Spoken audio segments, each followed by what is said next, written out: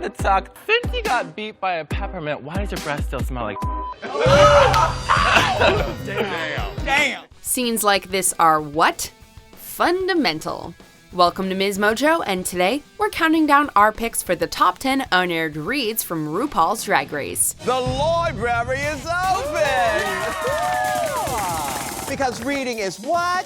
Fundamental! Before we begin, we publish new content every day, so be sure to subscribe to our channel and ring the bell to get notified about our latest videos. For this list, we're looking at the most savage burns from the Drag Race library challenges that are only available as bonus content. We're basing our choices on a blend of creative insults, deceptive setups, and the reactions each read earned before the library was closed. I'm a big fan of Katya. Very manly arms, though. I mean, can we blame her, though, after carrying the weight of season 7 on your shoulders? Number 10. Chicken Filter. You know Latrice Royale is gonna read a bitch whenever the library is open. Jiggly Caliente, BMW, body made wrong. So after reading Monet Exchange's poor silhouette, Latrice roasted Trinity the Tuck's excessive cosmetic procedures. The bird comparisons were hilariously spot on, without feeling excessively mean. And Royale's visual reference to Instagram filters accurately summed up just how dramatically Trinity's appearance had changed between seasons too. Trinity the Tuck, she's had so much plastic surgery. Going through her Instagram, it looks like somebody face-tuned a chicken. Even Trinity herself couldn't help laughing. In fact, she seemed to find it funnier than anyone else. Number 9. Eye problems. While mocking someone's disorder can often be tasteless, good humor among friends allows for some more racy jokes. Shangela, hallelujah! Hallelujah! The only queen I know that can make epilepsy on stage look good. In the case of Kennedy Davenport's lazy eye, Chi-Chi DeVayne took a subtler approach to mock her. DeVayne's yells even appear innocent at first, until you realize that she's toying with Kennedy. Kennedy Davenport. Kennedy, I'm over here. The slow-burning delivery is hysterical, and results in a priceless reaction from Trixie Mattel. Thanks to how simple Chi-Chi's insult is, Kennedy takes an otherwise offensive insult with a grin as well. And by giving everyone a moment to figure it out, DeVayne's burn lands with the right amount of tact. Girl, that one eye confusing me, girl. Number 8. Under a Flickering Light. I also think that your makeup is very dark.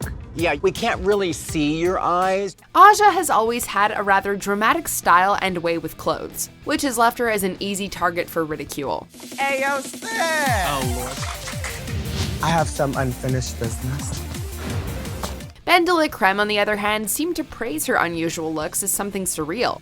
However, Ben's use of horror tropes quickly flipped this into a hefty backhanded compliment. The images Ben de la Creme calls to mind were vivid and brutal enough to make Ru gasp in response as well. It was also exceptionally difficult not to giggle as Ben insisted that Aja's makeup defied physics against her. Ben de la Creme's punchline hit harder though, thanks to how kind she sounded at first. Aja, I feel like people didn't really get your whole thing. I mean, you do amazing special effects makeup. Everybody in the room can look like they're brightly lit, but you still somehow look like you're under that one flickering light in a haunted hospital. Number 7. Ripoff. Morgan McMichael's dancing abilities were a standout talent on Drag Race, but her looks, not so much. Two hearts that beat as one. Two of hearts. I need you, two of hearts. Ben de la Creme took this as an opportunity on All Stars to read Morgan as utterly forgettable. I'm Nicole Paige Brooks from Atlanta, Georgia. I get to pick my spot, I guess. Oh, wow. I am what I call a Southern belle or a very Atlanta girl. By greeting her as two completely different drag queens, Ben simultaneously slams McMichael's appearance as sloppy and unoriginal as well. Phoenix. Oh, I'm sorry. Nicole Paige pass. The fact that both of the contestants mentioned flopped on their seasons was a funny detail for knowledgeable fans too. But I definitely do have a bitchy side. Ben even opted to move on as a result of all her fake confusion just to rip into Morgan more. Plus, the indirect comparisons cut McMichael's much deeper than any straightforward burn on the episode did. Hi. What's going on? Look at your shoes. I love that. Yes, honey, yes. My name is Phoenix. I'm 29 years old. I'm from Atlanta, Georgia. Hey, craziness. Number 6, filled with cobwebs. Bianca Del Rio has consistently been one of the strongest comedy queens in Drag Race history, so Adore Delano had to push the envelope to insult her. Bianca is doing amazing. She's hilarious. She's everything I want to be when I'm 57. For a rather decrepit illustration of Bianca's age, Adore decided to imagine hooking up with her. While her read was over the top and gross to begin with, she got uncomfortably intimate with her storytelling as well. Miss Bianca, you're such an old If I fisted you, I would bring out some cobwebs and dust on my hands. The explicit sexual visuals evoked in Adore's roast were enough to have everyone cackling before the punchline too. Combining all these themes together, however, was enough to give Bianca and audiences a hilariously disturbing mental image it would be hard to forget.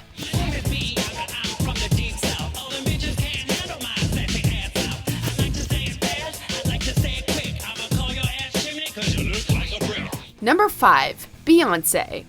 Trinity K. Bonet talked a lot about playing Beyonce on season 6, which gave Bianca Del Rio plenty of material for when the library opened.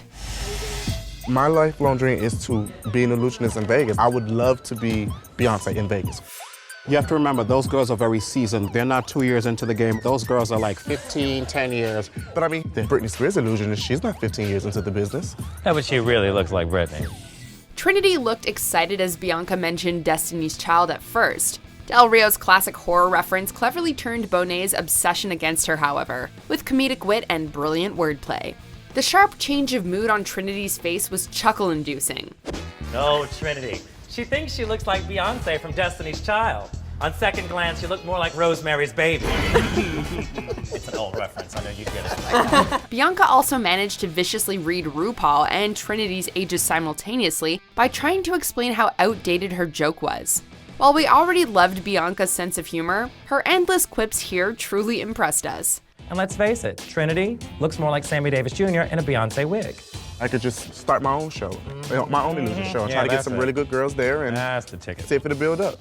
Yep, got it all figured out. I was just saying that when you go. Oh, whatever, girl. Number 4, colorful swimwear. With Roxy Andrews' habit of wearing form-fitting outfits, it was only a matter of time before she received some critiques. However, when Coco Montrese threw on the library's glasses, she cheekily questioned Roxy's taste in fashion as a whole. Her caricature of Andrews was so laughably on point that Roxy herself was smirking beneath her displeased look. Heck, even Coco's rival Alyssa Edwards couldn't help herself. Just in case her read wasn't devastating enough, Coco delivered her words like a statement of fact. Roxy Andrews, your idea of a wardrobe is a swimsuit in a different color. Given the groans and shocked faces from the rest of the queens, this taunt was clearly harsher than RuPaul expected. Number 3, Postmortem. No matter how unprofessionally Coco Montrese acted in the workroom, she delivered the goods when it came to lip syncing.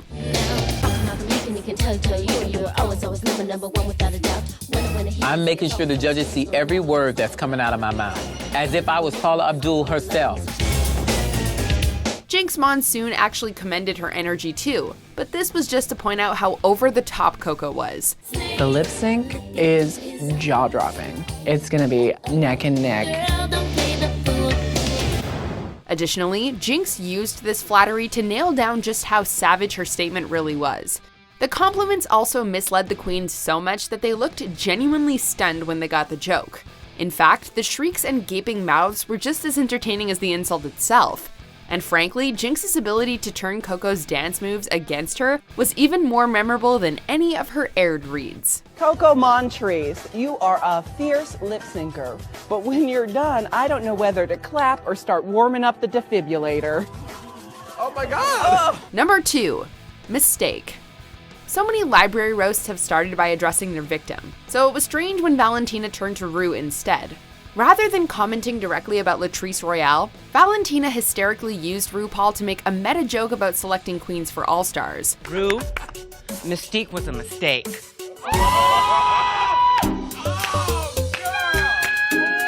Oh, look at that! Oh, wait, right, I'm sorry, it's Latrice. I love you, girl. While it seemed like Valentina had misremembered her contestants, Royale was visibly pained at being compared to someone who barely appeared on the show. Latrice looked so ready to fight that Valentina's apology seemed to be out of comedic self-defense.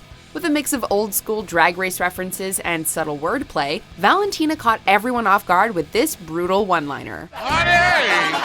Before we unveil our top pick, here are some honorable mentions. Alyssa Edwards. Whoever said everything's bigger in Texas has obviously never seen your But you know what they have seen? Your body. Fifi O'Hara, since you fixed your snaggletooth, I'll just talk about your face. You're ugly. Kim Queef. How would I describe your teeth? Suspicious. Alyssa Edwards, you've often been referred to as the dancing fool. I just want to know, when did the dancing part get added? Laganja, you're not yourself today. I noticed the improvement immediately. Number 1. Ugly Inside. Though Valentina was an insanely talented contestant, she was also painted as a villain for her heartless attitude towards her fellow queens. I don't want to be the one, but I'm going to be the one. I just don't feel like you should be Miss Congeniality. With this in mind, Manila Luzon found a creative way to insult Valentina's toxic personality. Manila was so blatant in her delivery that it sounded like she was giving genuine advice at first. Valentina, have you ever tried eating your makeup so you'll be pretty on the inside too? Valentina's dramatic response, however, showed that she could at least take jokes as well as she gave them out. The vivid imagery of eating makeup was also comically blunt for Manila. Manila roasted Valentina on a personal level for one of the strongest character reads in the series. Do you agree with our picks? Check out this other recent clip from MsMojo and be sure to subscribe and ring the bell to be notified about our latest videos.